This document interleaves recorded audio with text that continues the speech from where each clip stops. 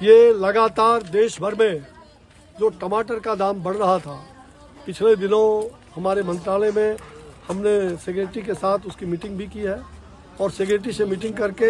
हमने कहा कि टमाटर जो 22 वस्तु है, 22 जो ऐसे अधिनियम के तहत जो ऐसे वस्तु जिनका मूल्य निर्धारण होता है,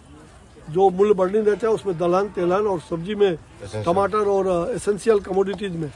तो उसमें आवश्यक वस्तुओं में 22 आते हैं, उसमें टमाटर और प्याज भी आता है। टमाटर का दाम पिछले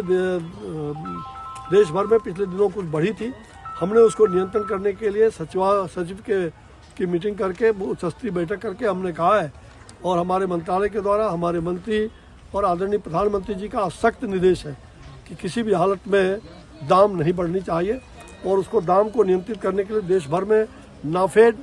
और जो NCCF है, उपभोक्ता मामले के मंत्रालय के अधीनस्थ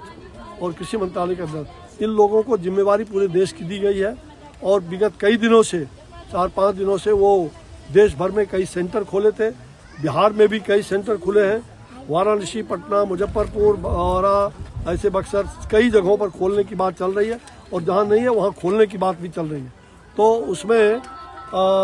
80 रुपया किलो टमाटर को हमारा सप्लाई नाफेड के द्वारा और NCCF के द्वारा हो रहा है। मुझे लग रहा है कि आज का रेट ये है, जो राज्य सरकार ऐसे मुनाफाखोरों से, ऐसे जो कालाबाजारी करने वाले लोग हैं, उनका नियंत्रण बिहार में भी नहीं है। बिहार में तो अभी आप देख रहे हैं कि मैं झुग्गी झोपड़ी में घूम रहा हूँ 9 साल बेमिसाल के तहत,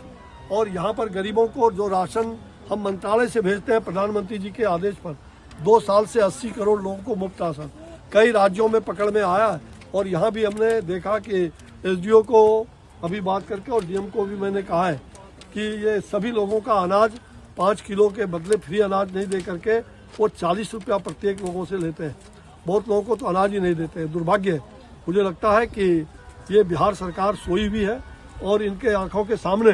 ये झुग्गी झोपड़ी और गरीब लोगों को जो भारत सरकार प्रधानमंत्री राशन दे रही है, उस राशन में भी घपला हो रहा है और उसका पैसा सरकार के जेब में जा रहा है।